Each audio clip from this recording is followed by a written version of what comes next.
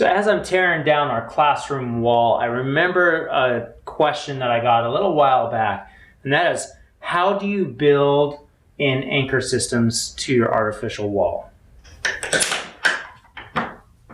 Thanks for watching the Climber Dad channel. We're all about supporting owner-built climbing walls.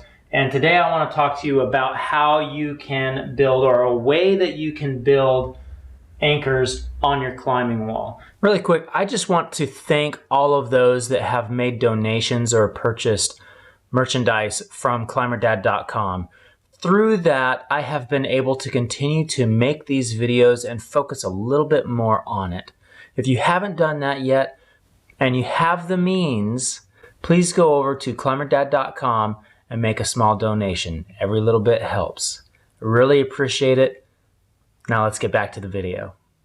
Now the CWA does have some stats out there. I will post them somewhere on this frame so you can see about what you need to have for the strength or the integrity of your anchors. It's pretty high.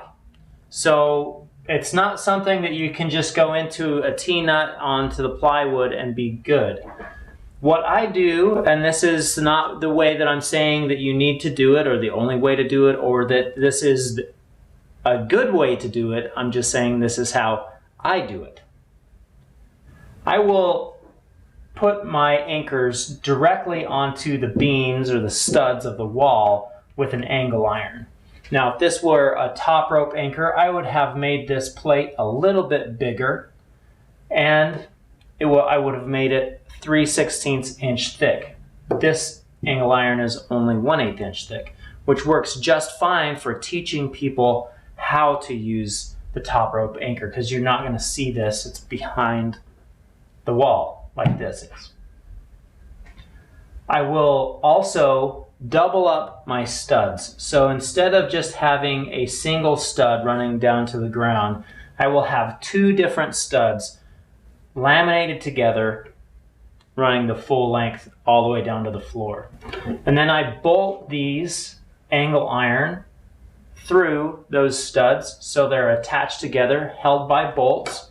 And then I will weld the nut onto the back side right here, so when I attach my bolt hanger, if I need to take that off for any reason, I can do that without getting behind the wall.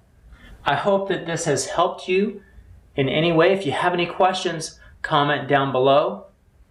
If you're new here, please hit that subscribe button and the like button. That lets me know that I'm doing a good job, and I will see you next time right here on Climber Dad.